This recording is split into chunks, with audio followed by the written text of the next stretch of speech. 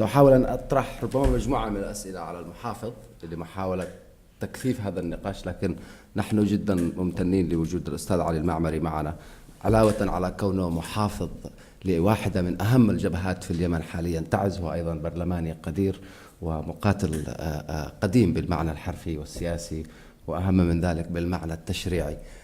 لكن الأهم من هذا أن أيضا تعز هي اليوم تكثيف مجسد للجمهورية اليمنية، لذلك احنا ممتنين لحضور لتلبية دعوتنا.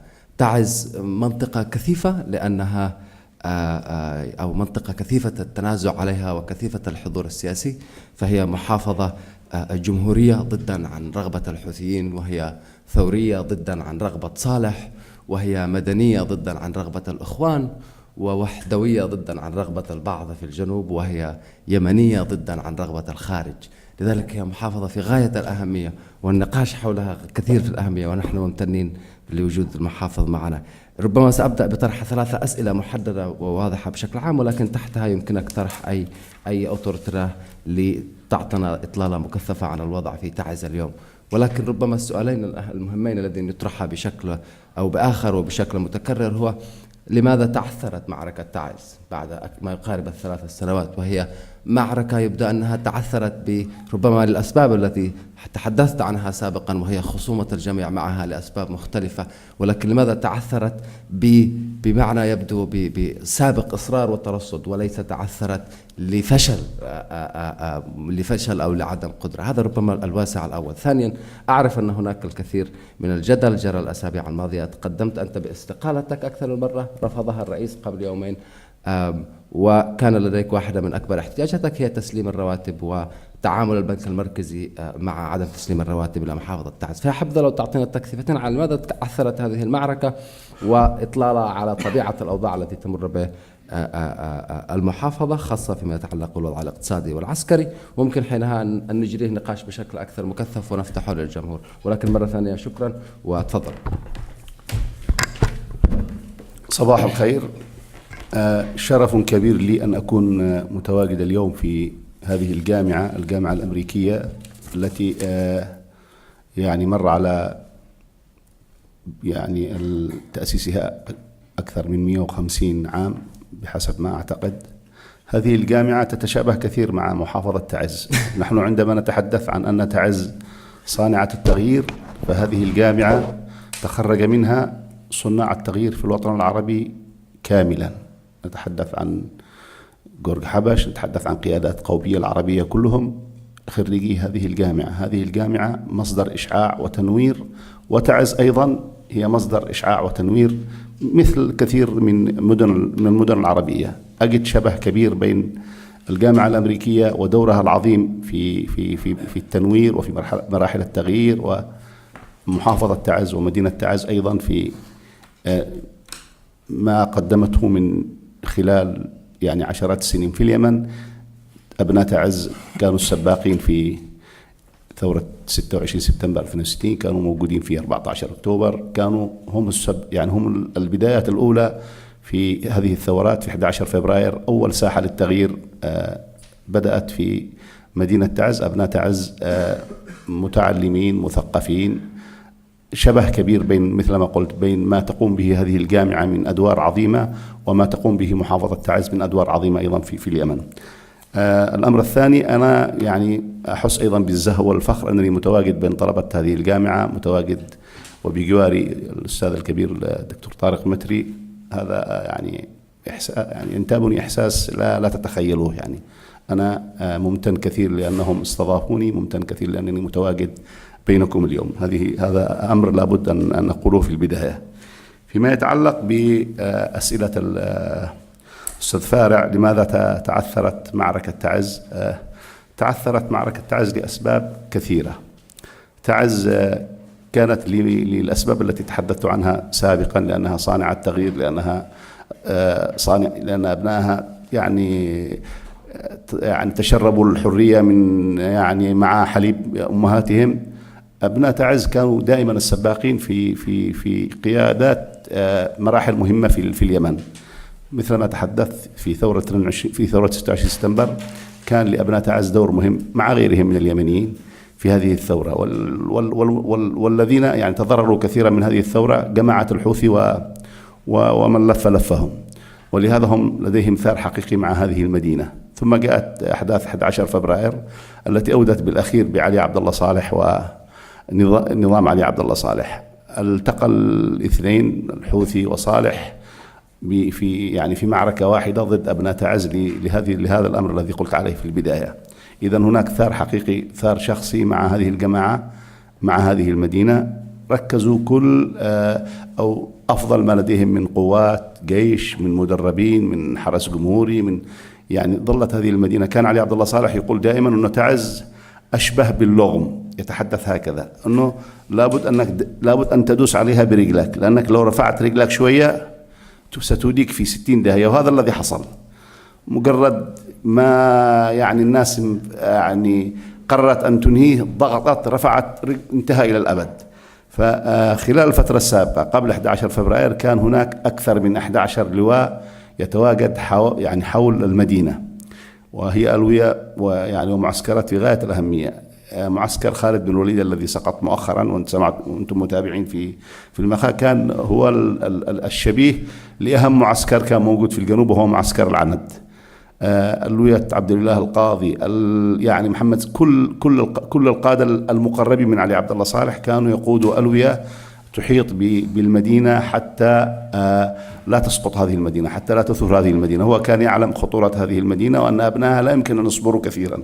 ولهذا عندما انقلب الحوثي وصالح على تعز أو على الشرعية، كانت تعز في الأصل محاصرة بكل هذه الألوية. ضف إلى ذلك القوات الخاصة وهي قوات مدربة، الجزء من الشرطة العسكرية، كل أجهزة الدولة وكل قادة هذه الأجهزة المتواجدين في تعز كانوا ولاءهم لصالح ابتداء ثم الحوثي. التركز الشديد لهذه القوات حول المدينة جعل من الصعوبة بمكان أن تتحرر سريعا، لأنهم مثل ما قلت متركزين بشكل كبير. الأمر الثاني أن المقاومة في تعز تشكلت في البداية من شباب غير مدربين ولا يجيدون القتال، ولا شباب في الأصل مدرسين وأطباء وصيادلة، كلهم أصحاب حرف. اضطرهم الانقلابيين أنهم يدافعوا عن أنفسهم، عن مدينتهم، عن أعراضهم، لأنه سمعوا من الأفاعيل في بقية المحافظات، مما استدعى أن كل الناس يقفوا لهذه الجماعة بالمرصاد. وبالتالي نوعية تدريب هذه المقاومة بسيطة، والتسليح أيضا. تخيلوا أنتم الآن نخوض معركة طولها مئات الكيلومترات، يمكن ب10 دبابات عتيقة، 10 دبابات منتهية. هذه الحرب بهذه المساحات الكبيرة ب10 دبابات، بينما جماعة الانقلابيين نتحدث عن مئات الدبابات متواجدة في معسكرات في الحوبان، في الساحل، في الغرب، في اتجاهات كثيرة متواجدة. إذن التوازن العسكري توازن مختل. القوة لمصلحة هؤلاء، لأنهم مثل ما قلت مدربين، لأنهم يمتلكوا أسلحة جيدة، لأن الشباب المقاومة الذين انضموا لاحقا وأصبحوا كلهم أفراد في الجيش الوطني في بداية القتال لم يكونوا مدربين بشكل جيد. هذه واحدة من الأسباب. السبب الثاني أيضا التحالف. أنا أتصور أيضا أن التحالف يعتقد أن في تعز ربما تواجد أكثر للإصلاح، وبالتالي ليس من مصلحة بعض أطراف التحالف أن تنتهي المعركة في تعز، هو يعتقد ذلك لمصلحة الإصلاح، وبالتالي هذه الجماعة ستتقوى، وهو يعتبرها خصم لهذا الطرف في التحالف. مع أننا قلنا دائما أن تعز ليس هناك أحد في تعز أو جماعة أو حزب يستطيع أن يقول أنه هو صاحب السيطرة في تعز. كل أبناء تعز قاتلوا، كل أبناء تعز موجودين في الجيش الوطني بأحزابهم المختلفة، بانتماءاتهم المختلفة. لا أحد يستطيع أن يقول أن طرف ما هو المسيطر أو صاحب القوة الأكبر في المدينة. هذا الخوف وهذا القلق لدى طرف من أطراف التحالف يجعل مسألة الإمداد، وهو الطرف الرئيسي في مسألة الإمداد في المنطقة الرابعة اللي هي عدن، لاحق، الضالع، تعز. الإخوة الإماراتيين هم من يشرفوا على المعركة وعلى الإمدادات في المنطقة الرابعة، اللي تعز واحدة من محافظات هذه المنطقة الرابعة. هذا التخوف مثل ما قلت فقط يجعل الإمدادات التي تصل للجيش الوطني فقط ما يعينها على الصمود، لكن لا يقدم لها الإمكانات التي تجعلها تحقق انتصارات كبيرة في المعركة، لأسباب مثل ما قلت. السبب الأول يعني ميزان القوى مختل. الأمر الثاني هم أيضا ما مش مستعجلين. ربما واحدة من أهدافهم أن كل الأطراف ترهق، وفي الأخير المحافظة يعني يصبح سهل إدارتها، يصبح.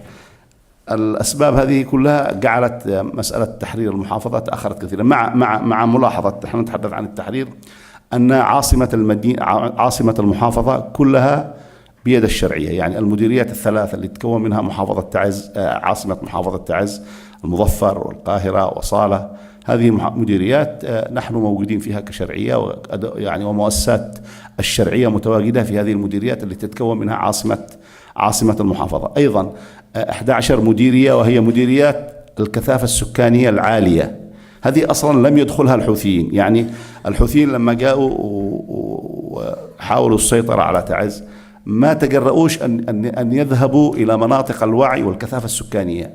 يمكن الإخوة اللي من اليمن معي يسمعوني، مثلا مديرية المعافر، المواسط، الشمايتين، الجبل الحبشي، منطقة الوعي المرتفع، هم لم يعني ما وطأتش أقدامهم هذه المديريات تماما.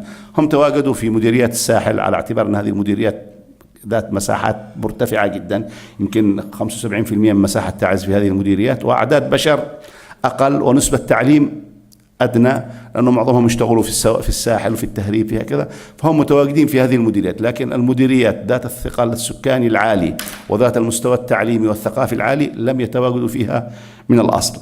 فأقول الحوثي، ونحن نتحدث عن التحرير، هو لا يستولي إلا على الجزء، وهو يركز على المناطق اللي فيها نشاط اقتصادي عالي عشان موضوع الضرائب. يعني اليوم لما نتحدث احنا عن تواجده في تعز، هو يتواجد حول المدينة في منطقة تواجد المصانع، في منطقة اسمها الحوبان، لأن هذه المصانع يعني تعطي دخل سنوي ما يقارب 25 مليار ريال يمني، يعني بحدود 50 مليون 60 مليون دولار سنويا، ولهذا متواجد بقوة. وفي هذا المكان أصلا كان اللواء 22 حرس جمهوري من زمان متواجد في هذا المكان. هي منطقة مسيطر عليها من سابق، وهي منطقة نشاط اقتصادي، هو يقاتل في هذا المكان حتى لا يفقد هذا الدخل وهذا المورد. في الاتجاه الغرب أيضا هناك بعض المصانع، مصنع الشيباني، الطلاء، مصنع السمن الصابون، مصانع أيضا يتواجد في هذا المكان، ويقدم يعني أفضل ما لديه من قوات وأفضل ما لديه من عتاد وعدة في هذه المناطق، لأنه يعلم يقينا أنها لو سقطت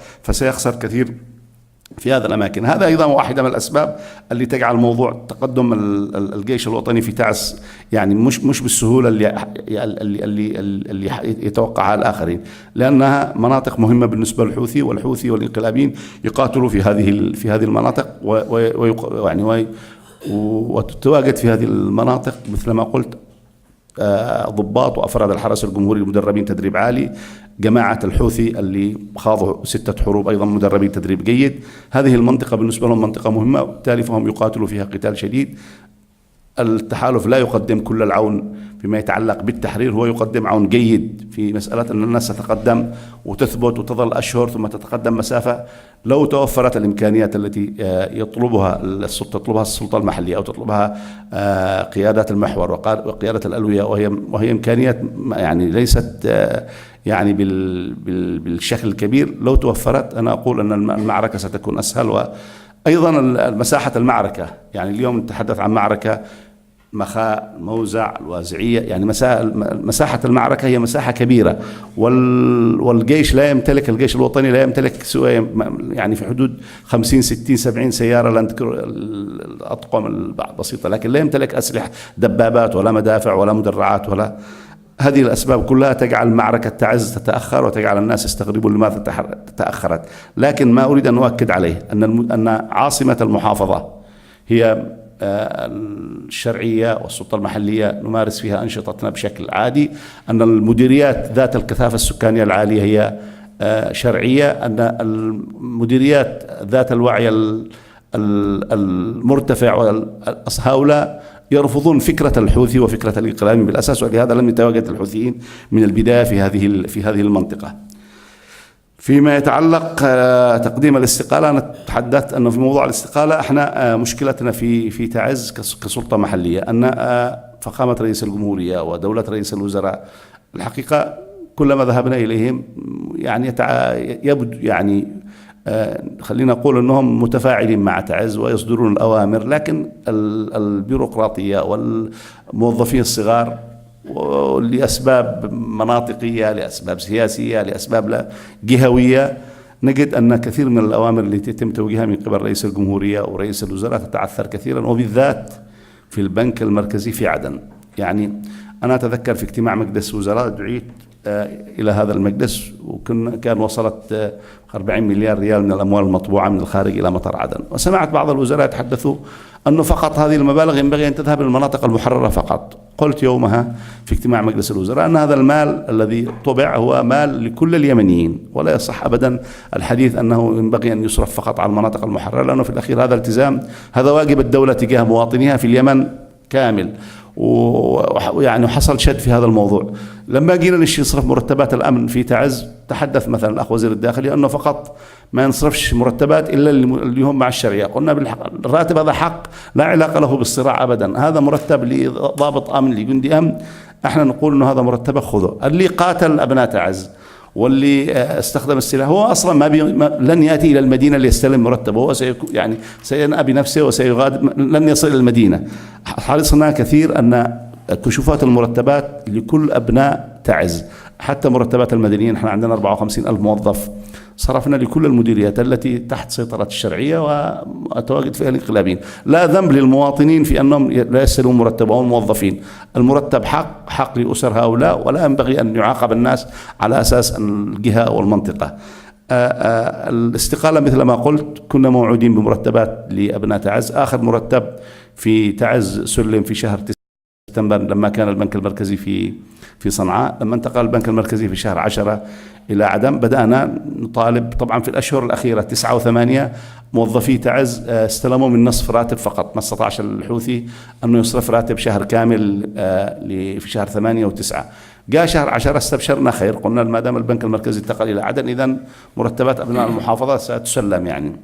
وظلينا في صراع 10 و11 و12 و1 و2 و3، وفي شهر 3 استطعنا أنه نحصل على مرتب شهر 12 2016 في شهر 3 2017. ولما جينا أيضا نستلم مرتب شهر 12 سلموا لنا فقط 3 مليار ريال يمني، يعني بما يساوي خلينا نقول 7 مليون دولار 8 مليون دولار لقطاع التربية والتعليم فقط. لكن بقية القطاعات اللي مرتباتهم في حدود يعني 750 مليون، يعني في حدود 2 مليون دولار، امتنعوا عن تسليم هذا المخصص المالي لقطاع الصحة. تخيلوا انتم موظفي المستشفيات، الأطباء، أساتذة الجامعة، كل هؤلاء منعوا صرف مرتبهم شهر 12.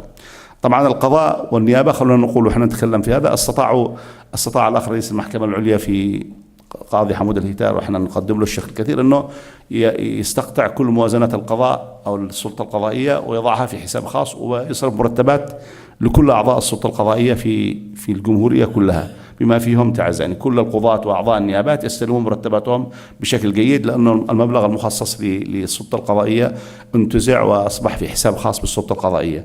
فيما يتعلق بتعز مثل ما قلت استلمنا في شهر 3 مرتب شهر 12. ظلنا نتابع إلى أن حصلنا في شهر 7، التقيت بالأخ الرئيس وحصلنا على أمر واضح، أنه اصرفوا مرتبات تعز للفترة السابقة والأشهر القادمة. يعني تعز تعامل مثل المناطق المحررة، مثل عدن، مثل شبوة، مثل بقية المناطق اللي يستلموا مراتبهم بشكل دوري وبشكل شهري يعني.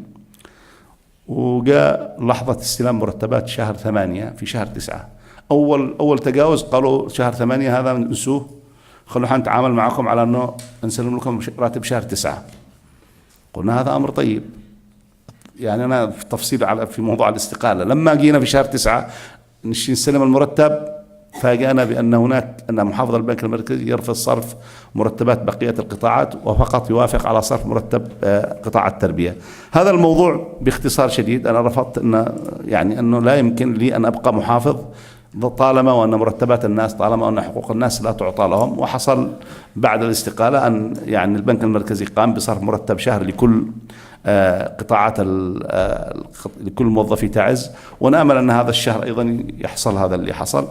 قدمت استقالتي لرئيس الجمهورية، وخلال الأسبوع الماضي طلبني رئيس الجمهورية إلى الرياض وقال له لابد أنك تكمل عملك وكان عندنا مجموعة من الاشتراطات أنه احنا عشان نرجع كمحافظ لهذه المحافظة لدينا مشكلات كثيرة، منها موضوع التحليل، منها موضوع دعم البنك المركزي، منها موضوع المرتبات، منها موضوع دعم الأجهزة الأمنية. احنا اليوم الأجهزة الأمنية في تعز لا تدعم. أقول لكم حاجة ستستغربون، عندما ذهب مدير الأمن السابق محمود البغبشي رحمة الله عليه إلى وزارة الداخلية في شهر 5 لاستلام موازنة محافظة تعز، هذه المحافظة اللي مساحتها مساحة لبنان، اشتي مخصصات الأمن الموازنة التشغيلية لأمن تعز. تفاجأ أن في وزارة الداخلية أن الموازنة المخصصة لمحافظة تعز ل3 أشهر 1,900,000 ريال يمني، يعني بما يساوي 4,000 خلينا نقول $5,000. سجلوا عندكم $5,000 موازنة تشغيلية لمحافظة مساحتها مساحة لبنان وتعيش حالة حرب، وهناك انفلات أمني ومشكلات أمنية، ويقال لهذا واستلمها فعلا 1,900,000 ريال $5,000 موازنة تشغيلية لمحافظة تعز لمدة 3 أشهر، يعني بالشهر في حدود خلينا نقول $1,500 $1,600. الحكومة لا تساعد في هذا الجانب. حاولنا قدر الإمكان أن ننشئ قوات خاصة، ويمكن المتابعين للشأن في تعز في أعياد سبتمبر لاحظوا تدشين العمل في القوات الخاصة ب3,000 ضابط وجندي من أبناء القوات الخاصة، من أبناء تعز في القوات الخاصة المدربين تدريب جيد، جمعناهم من كل المحافظات إلى مدينة تعز، وبدأنا نعمل مبنى خاص أو معسكر خاص لهم الشرطة العسكرية. نحاول تفعيل من مخصصات ليست للأمن، من مخصصات للصحة، يعني قلنا أنه نستقطع شوية من مخصص الصحة شوية من مخصص عشان نعمل القوات الخاصة. باختصار تقديم الاستقالة، رئيس الجمهورية أصر على البقاء في العمل، لكن احنا قلنا أنه لابد، ووعد وجه بأنه تعطى 2 مليار لدعم الأمن والمكاتب التنفيذية، 5 مليار للبنك المركزي، قضايا يعني وجه بكثير من القضايا. احنا نظل يعني نقول أن هذه أوامر، سنذهب إلى عدن إلى الحكومة وإلى البنك المركزي يعني إن شاء الله يعني توجيهات الأخ الرئيس في الأخير تنفذ. طبيعة الأوضاع الاقتصادية والعسكرية في تعز، طبعا الوضع الاقتصادي في تعز وضع لا يعني يسر ولا يرضي صديق. يعني تخيلوا أنتم لما يكون الموظفين لمدة 10 أشهر أو 11 شهر بدون مرتبات، والحركة الاقتصادية هي حركة من هذه الأموال اللي تعطى للموظفين تدور في يعني صاحب البقالة، كل واحد من أصحاب المحلات قد هو يعني جزء كبير من دين عند الآخرين. المصانع مثل ما قلت اللي ضرائب عالية في حدود 25 هي ليست تحت سيطرتنا، هي تحت سيطرة الحوثيين، وتأخذ الضرائب من المصانع مباشرة. حتى أصحاب تجار الجملة خارج المدينة غير موجودين في داخل المدينة. أوضاع الناس أوضاع 2.5 من الحرب، الناس كل مدخرات الناس نفذت، لأنه كل واحد من أبناء تعز في بداية الحرب اضطر أن ينتقل من منزل إلى منزل ومن مكان إلى مكان، فظروف الناس ظروف يعني صعبة جدا. الأسوأ من ذلك أن الناس ظلت محاصرة لمدة عام. تعز لمن لا يعلم حوصرت تماما لمدة عام، منع عنها الماء والهواء، يعني أنابيب يعني اسطوانات الأكسجين منعت عن المدينة. توفى أكثر من 15 مواطن يمني نتيجة من أبناء تعز نتيجة لانعدام هذه المادة عن المدينة. اضطر مركز الملك سلمان أن يسقط عبر الطائرات أدوية وأغذية لهذه المحافظة، لأنها حوصرت تماما ومنع عنها كل شيء في جريمة ضد الإنسانية. حتى مشروع المياه، طبعا لا يوجد مشروع مياه في تعز، كانت تأتي المياه عبر رويتات عبر سيارات من خارج المدينة، منعوا هذه السيارات من دخول المدينة، حوصرت تماما. عندما فتح الحصار الجزئي عن طريق الضباب بدأت المدينة يعني نوعا ما تستعيد عافيتها، لكن باختصار الوضع الاقتصادي في تعز وضع سيء. أبناء تعز يعيشون أسوأ حالاتهم في ظروف اقتصادية صعبة. ما يأتيهم من مركز الملك سلمان أو منظمات دولية من مساعدات هي اللي تساعد بعض العائلات وبعض الأسر. دعم يعني التكافل الاجتماعي اللي حاصل بين الناس في اليمن يمكن يخفف عنهم شوية قليل، لكن انقطاع المرتبات يعني خلينا نقول مئات الآلاف من مدينة نزحوا إلى الأرياف إلى مدن أخرى، عشرات الآلاف غادروا المدينة إلى دول أخرى. الوضع الاقتصادي فعلا في تعز وضع سيء، حالات الناس يعني حالة يعني لا تتخيلوها، حالة في غاية السوء. الوضع العسكري مثل ما قلت، الجيش الوطني يعني كل يوم يتقدم، لكن ليس ذلك التقدم الذي نتمناه ونرجوه. يعني هو يتقدم في الجبهة الشرقية قليلا، يتقدم في اتجاه الجنوب قليلا، في اتجاه الغرب قليل لعدم امتلاكه، لكن ما من منطقة تم أخذها أو استعادتها من جماعة الانقلابيين يعني إلا وأصبحت هي يعني موطئ قدم للقوات الشرعية. الناس يتقدموا ببطء، المعركة ليست بذلك القدر من الصعوبة، نحتاج قليل من الإمكانيات ليست بيد الحكومة ما تمتلكش في موضوع التسليح. التحالف هو المصدر الوحيد لدعم العسكري. الإخوة الإماراتيين هم من يديروا المنطقة الرابعة اللي تعز واحدة من محافظات المنطقة الرابعة. نتمنى يعني احنا نحاول نمارس ضغوط بأنه الإخوة في التحالف يساعدوا أكثر، يقدموا دعم أكثر، لأن الناس أيضا بطول أمد المعركة تعز تخسر كثير. يعني جماعة العنف تتسلل في ظل هذا الفراغ الحاصل. كلما تأخرنا يوم كلما تعقدت الأمور أكثر، كل يوم تأخير يعقد الأمور سنة أكثر. جماعة عنف يعني تكون موجودة، الناس نتيجة للعوز والحاجة يمكن استقطابهم لجماعات من هذا النوع. الوضع صعب وسيء، ونحن نحاول بقدر الإمكان أن نحن نضغط على الحكومة، والحكومة مثل ما قلت ليست يعني متفاعلة كثيرا مع محافظة تعز. هذا اللي شكرا. أنا عندي بس سؤال أنا أكمل عليهم أو أكمل بناء عليهم نقاشك، أو ممكن نتوسع فيهم. الأول هي ما هي سلطات السلطة المحلية بالمقارنة مع الجماعات المسلحة الأخرى داخل تعز؟ معنا آخر من يمتلك مساحة أكثر داخل تعز، أنت ولا أبو العباس؟ ما هي حجم التنافس اللي متواجد بين الجماعات المسلحة والسلطات المحلية، خاصة تلك التي تشكلت كنتيجة مباشرة للحرب أو نتيجة استحقاقات عسكرية؟ وهل الدعم من التحالف يتم عبركم كسلطة محلية أم يتعامل الخارج مع جماعات مختلفة على الأرض؟ السؤال الثاني ربما هذا يهم أكثر طلاب العلوم السياسية أو الباحثين أو الأكاديميين في الجامعة بشكل مكثف، هو كيف تدير محافظة خلال حرب؟ ما هي زي ما يقولوا lessons learned اللي ممكن أن تدير أزمة بالسلطة المحلية؟ هذا سؤال ربما حتى يهمني كطالب إدارة عامة أكثر من كونه سؤال سياسي أو سؤال بهذا الباب. فيما يتعلق بالسلطة المحلية والجماعات المسلحة، أنا أقول السلطة المحلية تقوم بعملها في الحد الأدنى. احنا حتى الآن مقر السلطة المحلية في تعز هو مقر يستهدف يمكن استهدافه من قبل الدبابات ومدافع الموجودة في سوفتيل مثلا أو في تبة السلال. ويمكن الإخوة اللي من تعز يعرفوا هذه المناطق، هي مناطق مرتفعة، والمبنى المحافظة المبنى الرئيسي هو تحت مرمى نيرانهم. لكن نحن نمارس دور السلطة المحلية من مناطق مختلفة. بالتأكيد دور السلطة المحلية ليست يعني ما تقوم بالسلطة المحلية يعني مهام يمكن أن يكون مهام حرب أكثر ما هي مهام تنمية وإعمار. يعني احنا اليوم ما عندناش موازنات، يعني خلونا نقول أنه خلال عام ونصف ونحن نبحث فقط عن مرتبات. يعني ما عاد أحلامنا ما وصلتش إن احنا نقول لهم نشتي موازنات تشغيلية ونشتي إعمار ونشتي نعيد مشاريع كهرباء ونشتي نعيد مشاريع مياه. احنا نقول لهم بس يا إخوة ادوا لنا مرتبات الناس. ففي ظل يعني أن الناس ما تستناش مرتبات وإحنا مش قادرين نقول لهم ندوا موازنات تشغيلية، فكل المكاتب تعمل في الحد الأدنى. تعز تعيش حالة حرب، والإدارة الحرب هي الإدارة الأكثر بروز والأكثر ظهور في تعز. ما عندناش احنا مثل ما قلت موازنات ولا إمكانيات بحيث نحن نفعل مشاريع مياه ولا مشاريع كهرباء. مشاريع النظافة تقوم فيها بيوتات تجارية تدعم هذا الجانب، منظمات مثل اليونيسيف، مثل يعني في بعض المنظمات تدعم في جانب قطاع النظافة، حتى موضوع النظافة. تخيلوا المدينة تعيش حالة بيئية يعني في غاية السوء. احنا المقلب الرئيسي لمركز المدينة هو في اتجاه الغرب، منطقة المطار القديم.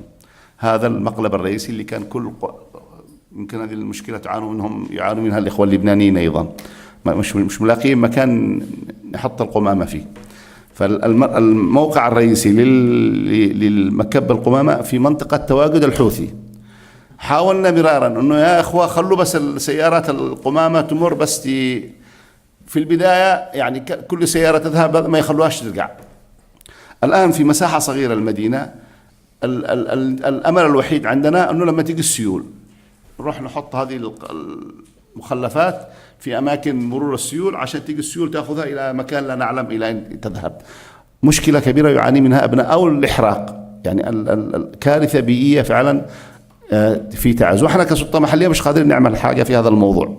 في موضوع المياه، مثل مشروع المياه مشروع متوقف. الناس كانت يعني من نعم الله على المدينة أنه في كل حارة اكتشفنا أن هناك بير أو بيرين موجودة حفرت ما حدش كان يستخدمها. الناس يستخدمون المياه عن طريق هذه والجهات الداعمة، مش احنا كسلطة محلية. مثلا في مشاريع المياه اللي في الحارات وهكذا، الجمعية الكويتية، الجمعية الإماراتية، الجمعية القطرية، جمعيات خيرية هي من تقوم بمساعدة المواطنين من خلال شراء مولدات، من خلال دفع قيمة مشتقات النفطية. السلطة المحلية فقط تشرف لكنها لا تقدم هذه الخدمات. نحن كسلطة محلية نحاول قدر الإمكان في هذا الظرف أن نتابع موضوع قرحة، وهو موضوع مرتبط بالحرب. نتابع موضوع كيف تصل الإمدادات العسكرية، هو موضوع مرتبط بالحرب. نتابع موضوع المواضيع الأمنية اللي تحصل نتيجة للحرب القائمة في تعز. السلطة المحلية لا تقوم بمهمتها الأصلية اللي يفترض أنها تقوم بها، مثل ما قلت لأسباب كثيرة. أول هذه الأسباب أننا لا نمتلك موازنات تشغيلية. وأنتم تتابعوا يعني فكرة الاستقالة، ما كناش قدمناش استقالة عشان نقول نشتي ماء ولا كهرباء، ولا نقول فقط أعطوا للناس مرتباتهم. فإحنا كسلطة محلية حقيقة لا نقوم بعملنا اللي يفترض أن نقوم به، لأنه ما فيش عندنا موازنات ولا عندنا إمكانيات. أبو العباس وأنا كسلطة محلية بالعكس، أبو العباس أنا أتصور أنه أنا كسلطة محلية كمحافظ هو يسمع ويطيع، لكن في الحد اللي ما يجعلوش يختلف مع الإمارات الداعمة له. الإمارات تدعم كل الألوية، تدعم قيادة المحور وتدعم الألوية بشكل جيد، لكن أبو العباس هو الاستثناء الوحيد اللي الإخوة في الإمارات تدعموه بشكل شخصي.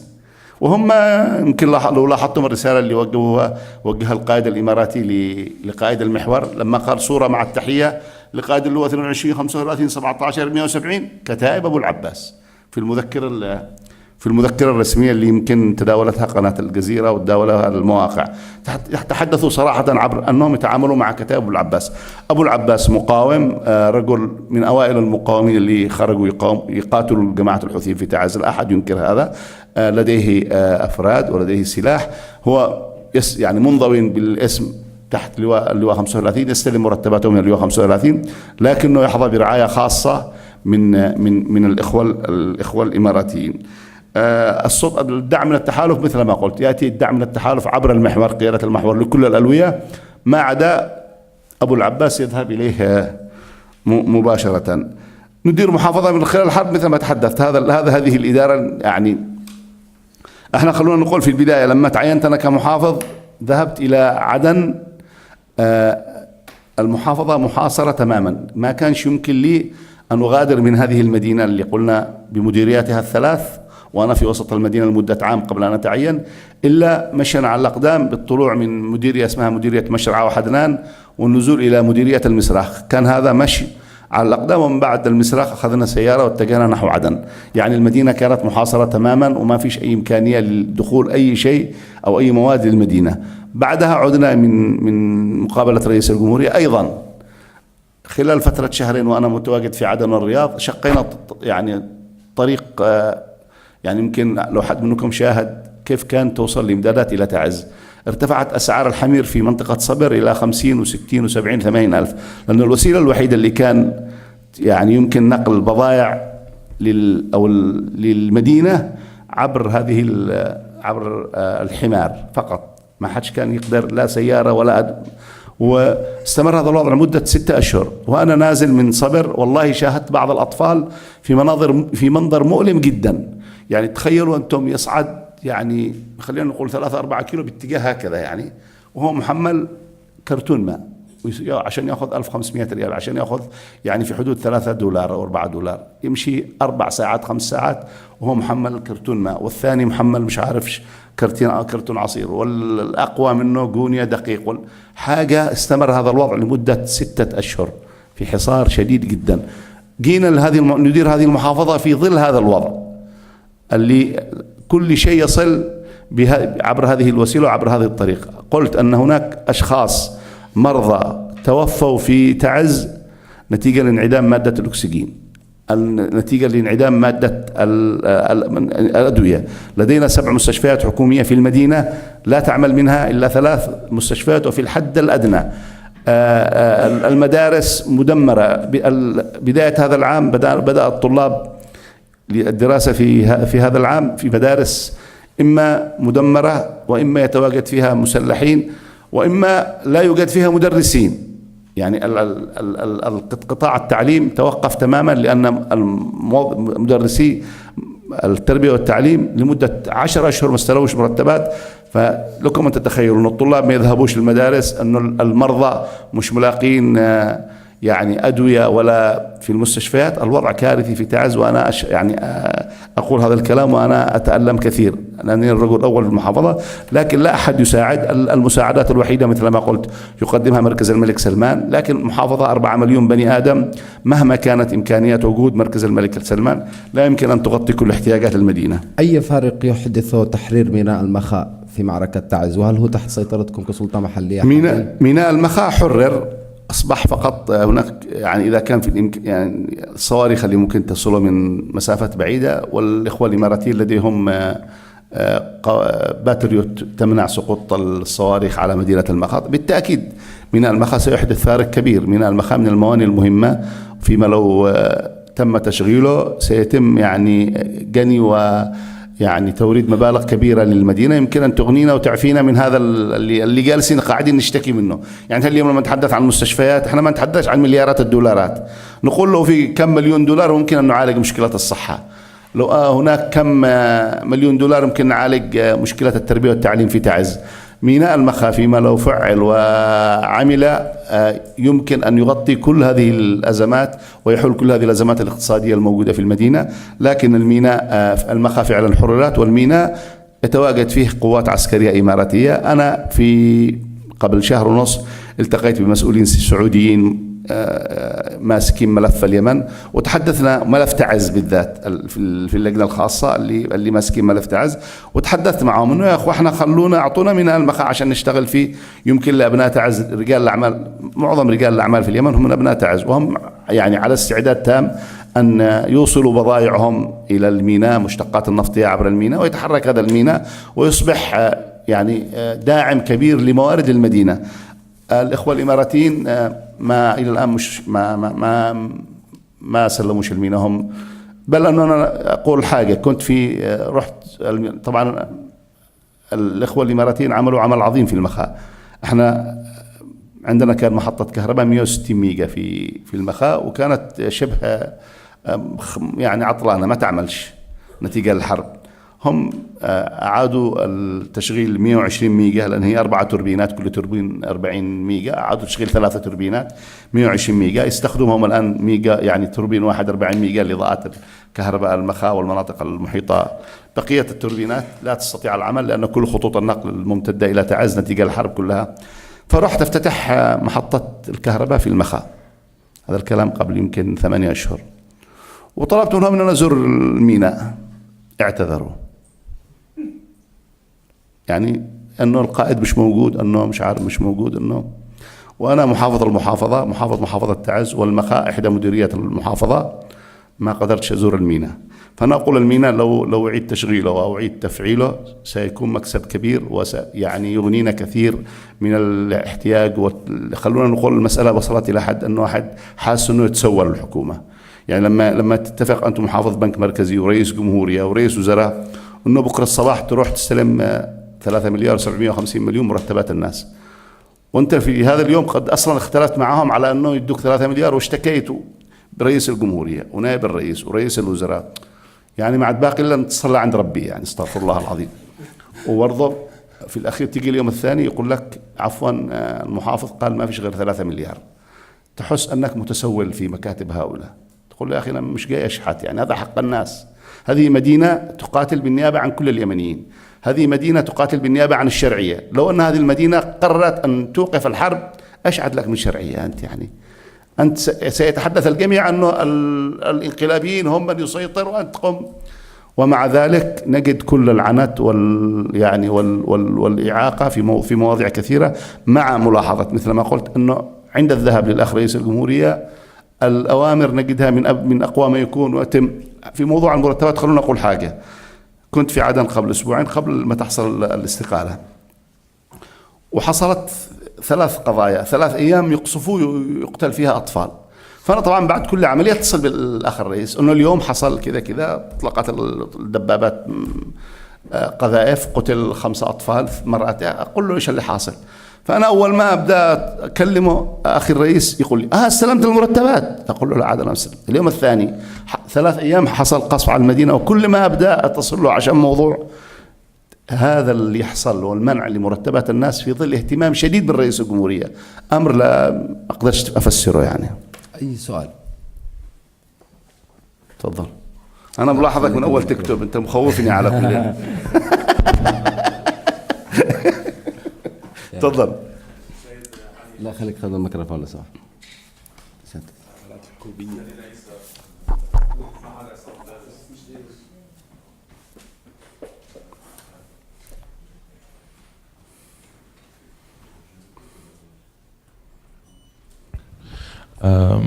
خليل عيسى من معهد عصام فارس. السؤال، شكرا سيد علي معمري على ما قلته. السؤال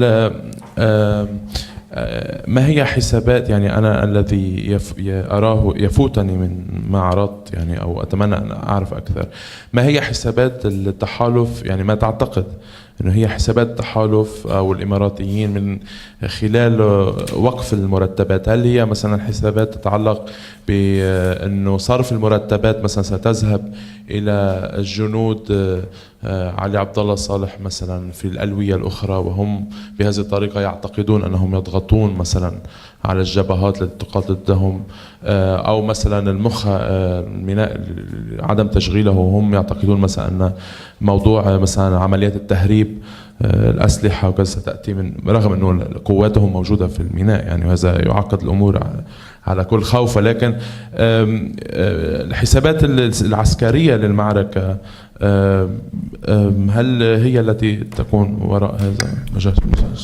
أخي ما يتعلق بالتحالف والإماراتيين، الإماراتيين والتحالف ما لهمش علاقة في موضوع المرتبات خالص. احنا نتكلم عن مرتبات خاصة بالقطاع المدني، والإماراتيين والتحالف ليس لهم علاقة في هذا الموضوع. المشكلة مشكلتنا مع محافظ البنك المركزي. محافظ البنك المركزي من تجربتي الشخصية معه عندما كان وزير مالية إلى أن تحول محافظ البنك المركزي، كل موضوع مرتبط بتعز يضع أمامه عشرات العراقيل. فالموضوع المرتبات ما له علاقة بالتحالف الإماراتي. الأمر الثاني ميناء المخاء. ميناء المخاء خلونا نقول أنه أيضا مش جاهز، لأنه لا زالت المخاء منطقة حرب، منطقة قتال. حتى الآن لا زال القتال في حوالي هذه المدينة. يعني ما نشيش نكون مبالغين نقول إن إحنا لو سلم الميناء إنه بكرة بيشتغل، مش صحيح. يعني المنطقة منطقة قتال والإماراتيين متواجدين فيه.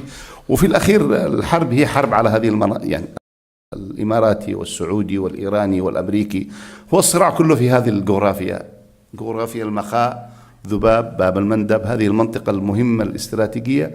كل الناس جايين عشان هذا المكان. ما توقعش إنه الإماراتيين يقدموا كل هذا عشان في الأخير يقولوا تفضلوا خذوا. يعني مسألة أعقد مما نتصور، لكن بالإمكان أنه نخلق، يعني بإمكان أنهم هم يحققوا مصلحتهم وإحنا كمان نحقق مصالحنا في هذه المنطقة. يعني كل واحد، لكن أنه ما أقدرش أدخل الميناء أمر صعب. أن أنا أزور الميناء كمحافظ هذا هنا المشكلة، لكنه لو سلم لي من بكرة بشغله أمر صعب. وللعلم أن ميناء المخاء ميناء عوقب من 35 خلينا نقول 35 سنة. هذه المنطقة هي منطقة تهريبية، منطقة تجارة موازية. علي عبد الله صالح كان يحقق من هذه المنطقة عشرات المليارات من الدولارات. هذه المنطقة أراد علي عبد الله صالح في منطقة المخاء، ذباب، الوازعية، موزع أن تكون منطقة مظلمة لمرور كل تجارة المهربات. كل تجارة المخدرات، كل الممنوعات اللي اليمن كانت محطة ترانزيت، ومنها تنتقل من اليمن إلى المناطق السعودية والخليج، كانت تمر من هذه المنطقة. علي عبد الله صالح أراد لهذه المنطقة أن تكون منطقة مقفرة مظلمة، لا يعني ما فيش منطقة المخاوة، المنطقة المحيطة لا يوجد فيها أي تنمية، لأنه وجود تنمية في هذا المكان يعني وجود بشر أكثر، يعني رقابة أكثر على فهي أصلا خلال 35 سنة ما كانتش يعني شغالة بالشكل الجيد.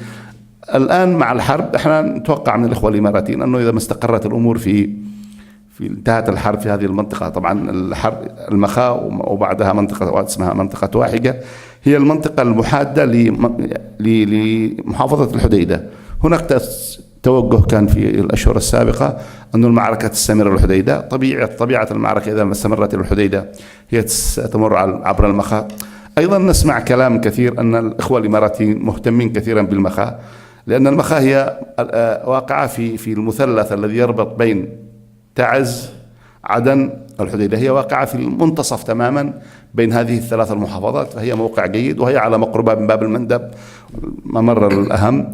أتصور الإماراتيين سيظلوا متواجدين هناك، لكن احنا نقول لهم أنتم خلوكم متواجدين وخلونا نشتغل احنا. يعني ما احنا ما نقولش رفعوا ولا روحوا، لا، انه خلوا المحافظة دي تستفيد بأن تشغل الميناء، وأنه يكون هناك عائد وإيراد جيد حتى نضمن تشغيل مستشفيات وتفعيل قطاع التعليم وغير هذا من الأمور. هذا ما أردت أن رد على سؤال. شكرا. أي سؤال ثاني؟ طبعا.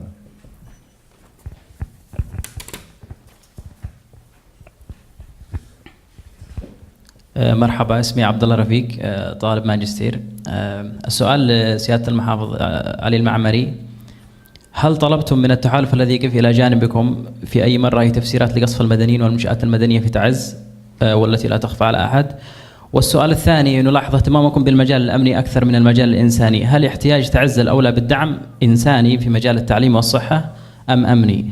من السؤال الثاني مرة؟ هل الاحتياج في تعز؟ قلت كلام قبل هذا. أنا سألت عن هل طلبتم من التحالف أي تفسير لقصف المدنيين والمنشآت المدنية؟ هذا السؤال الثاني. السؤال الثاني: هل احتياج تعز إنساني أم أمني؟ نرى اهتمامكم بالمجال الأمني أكثر من المجال الإنساني، يعني نحن نبحث عن فرص السلام أكثر من فرص الحرب. شكرا. من الأخير، احنا لما نتحدث عن الأمني فاحنا مع السلام.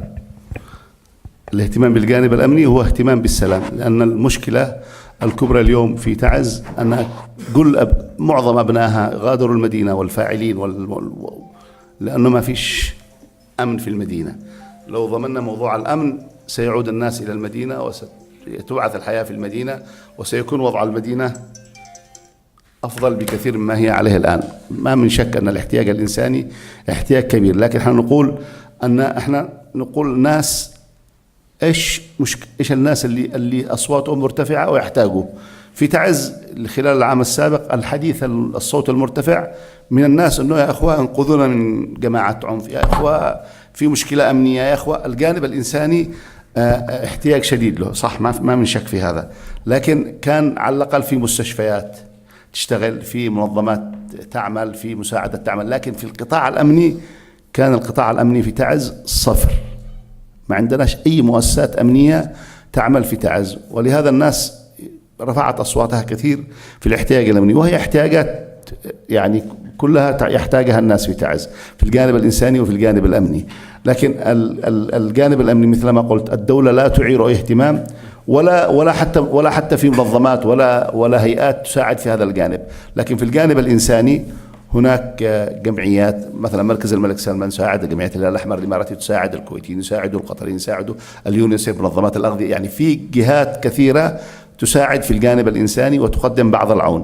لكن في الجانب الأمني لا أحد يساعد في هذا الجانب مطلقا، لا تحالف ولا حكومة ولا منظمات إنسانية وظيفتها أنها تساعد في جانب الأمن. الموضوع القصف اللي يحصل ويسقط في مدنيين، ما من شك أن حرب بهذا الأعداد الكبيرة من الطلعات الطيران بشكل يومي أكيد بيحصل في أخطاء، وإحنا أكدنا على هذا الموضوع، قلنا أنه في أخطاء حصلت والناس وأدنا هذه الأخطاء. لكن أنا أقول أيضا أن التحالف حريص جدا في موضوع الطيران. يعني مثلا في تعز توجد غرفة عمليات هي لمن تقدم الإحداثيات للتحالف وبالاشخاص. لا يعني التحالف لا يطلع طيران التحالف لاستهداف اي الا بعد التاكد التام من غرفه عملياته ومن اشخاص يعني بالتحديد هم من يبلغوا بالاحداثيات. احنا نشاهد طبعا منشآت ومباني وتقصف هكذا. المشكله مش عند التحالف، المشكله عند اللي قاعدين داخل هذه المباني. يعني الانقلابيين في تعز ظلوا في السوفتيل لمده عامين، وظل التحالف حريص انه ما يدمرش هذا المبنى، يقصف جنبه. والناس في تعز كل يوم تقول ليش يعني السوفتيل، ليش ما يقصفش السوفتيل؟ ليش حمام الدبابات والمدافع بشكل يومي تقتل أبنائنا وهم حريصين على السوفتيل؟ وهم يقول لك أنه لو قصفنا السوفتيل بيقولوا أنهم يقصفوا منشآت، وفي الأخير قصفوه بعد إلحاح شديد من الناس ومن السلطة المحلية أنه يا أخوة هذا خلاص.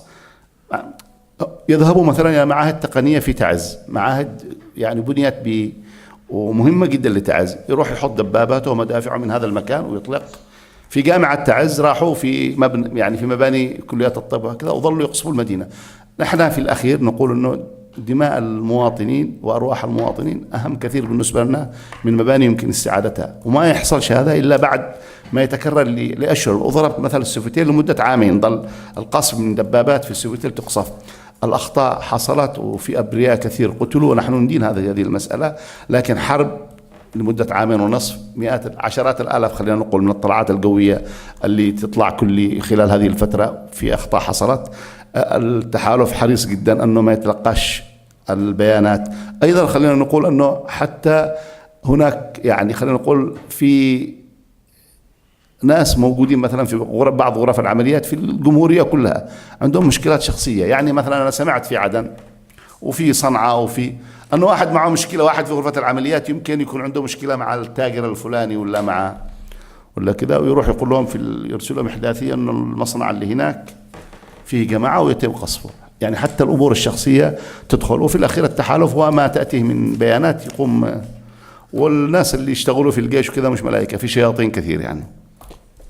شكرا جزيلا على هذه الجلسة الجميلة وشكرا على هذا النقاش. لدينا جلسة ستبدأ بعد قليل متعلقة أيضا تعثر العملية السياسية والمفاوضات والديناميكيات المحلية للحرب، سيفتتحها أيضا الأستاذة جميلة علي رجاء وزميلة. يعني أخرج أنا ولا إيش يعني؟ لا احنا نقول شكرا جزيلا دكتور طارق. تقول أي كلمة؟ شكرا جزيلا. انا اشكر مثل ما قلت كثير الدكتور طارق والاخ فارع ومركز صنعاء، واشكر حضوركم لي. انا شرف كبير، مكاني الطبيعي في الاصل هنا وانتم مكانكم الطبيعي في هذا المكان. انا شاكر لكم وجودكم، شاكر لكم حضوركم، ممتن. وانا اليوم يعني بجد يعني أحس بحالة من الزهو والفخر، وأسجل هذا لما أجي أسجل السيرة الذاتية سأقول يوم أنني تحدثت من منصة في الجامعة الأمريكية. هذا شرف كبير لا يساويه شرف. شكرا لكم.